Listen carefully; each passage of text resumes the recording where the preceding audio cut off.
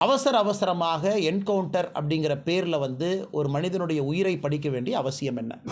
ஏன்னா அவங்க சரண்டரான குரூப், அது வந்து அவங்களே போலீஸ் ஸ்டேஷனில் வேகமாக சரண்டரான குரூப். காணாமல் போன ஒருத்தனை சுற்றி வளைச்சி பிடிச்சு அப்படிங்கிற என்கவுண்டர் தான் இது வரைக்கும் பார்த்துருக்கோம் இந்திய அளவில். இந்தியாவில் முதலாக இதாக தான் இருக்கும், சரண்டரான ஒருத்தரை வந்து என்கவுண்டர் அப்படிங்கிறாங்க. பாரதிய ஜனதா கட்சி எங்களுடைய ஆர்கியூமெண்ட் இது பொலிட்டிக்கல் மர்டர் அப்படின்னு நம்ம சொல்கிறோம். ஒரு கட்சிகளும் ஒரு வாதத்தை வைக்கும் பொழுது இந்த கேஸை வந்து அவசர கதியில் முடிக்க வேண்டிய அவசியம் என்ன என்பது தமிழக மக்களுடைய கேள்வியாக இருக்குது. உண்மையாலும் இது என்ன நடந்துச்சு, பேக்ரவுண்ட் என்ன, முக்கிய குற்றவாளி நீங்கள் இல்லை. இன்றைக்கி முக்கிய குற்றவாளி நமக்கு தெரியும், சார்ஜ் ஷீட்டில் வந்து சார்ஜ் அபேட் அப்படிங்கிற வார்த்தையை பயன்படுத்துவாங்க. ஒரு முக்கிய குற்றவாளி இறந்த பிறகு சார்ஜ் ஷீட்டில் பேர் வராது, பேர் எடுத்துருவாங்க. அப்போ முக்கிய குற்றவாளி ஒரு கொராபரேட்டிவ் எவிடன்ஸ் கொடுக்க முடியாது. தொடர்ந்து தமிழக அரசு உண்மையை மூடி மறைப்பதற்கு தான் முயல்கிறாங்களோ தவிர இதில் என்ன நடந்திருக்கு அப்படிங்கிற அந்த மர்மம் முடித்து அவிழ்ப்பதற்கு எந்த ஒரு காவல்துறையாக இருக்கட்டும், தமிழகத்தினுடைய முதலமைச்சராக இருக்கட்டும், இதுவரை வாய் திறக்காமல் இருக்கிறாங்க.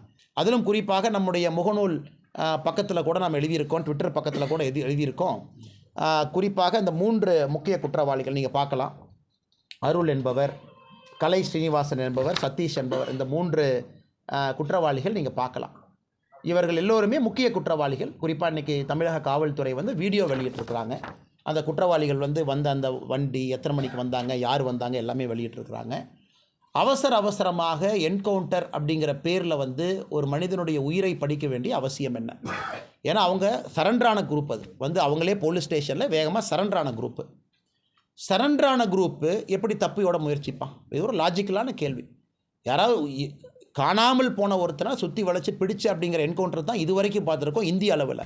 இந்தியாவில் முதலாக இதாக தான் இருக்கும், சரண்டரான ஒருத்தரை வந்து என்கவுண்டர் அப்படிங்கிறாங்க.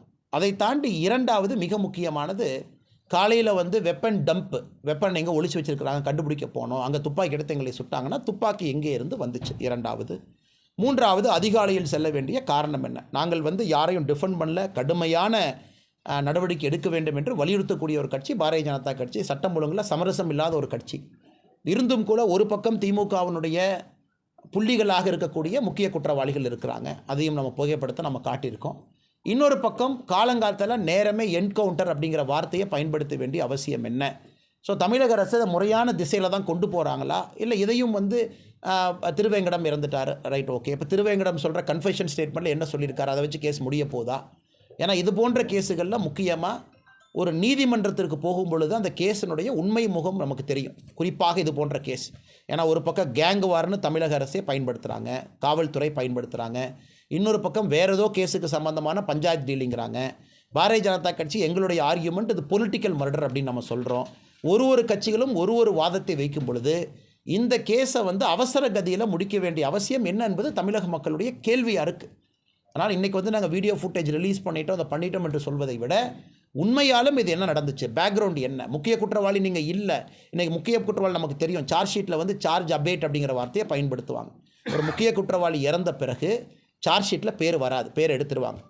அப்போ முக்கிய குற்றவாளி ஒரு கொராபரேட்டிவ் எவிடன்ஸ் கொடுக்க முடியாது. ஸோ அப்போ நமக்கு உண்மை என்ன அப்படிங்கிறது யாருக்குமே தெரியாது. ஏன்னா திருவேங்கடம் சொன்னார் கஸ்டடியில் இருக்கும்போது, அது மட்டும்தான் பேச்சாக இருக்கும். அதனால் தொடர்ந்து தமிழக அரசு உண்மையை மூடி மறைப்பதற்கு தான் முயல்கிறாங்களோ தவிர இதில் என்ன நடந்திருக்கு அப்படிங்கிற அந்த மர்மம் முடித்து அவிழ்ப்பதற்கு எந்த ஒரு காவல்துறையாக இருக்கட்டும், தமிழகத்தினுடைய முதலமைச்சராக இருக்கட்டும், இதுவரை வாய் திறக்காமல் இருக்கிறாங்க. அதனால் இந்த 2 விஷயத்தையும் பத்திரிகை நண்பர்கள் முன்பு வைக்க வேண்டும் என்பதற்காக இந்த சந்திப்பில் இருக்கிறோம். பாதகம் செய்பவரை கண்டால் நாம் பயங்கொள்ளலாகாது பாப்பா, மோதி மிதித்து விடு பாப்பா, அவர் முகத்தில் உமிழ்ந்து விடு பாப்பா. அண்மை செய்திகளை உடனுக்குடன் தெரிந்து கொள்ள இணைந்திருங்கள் இயம்நாடு தொலைக்காட்சியுடன்.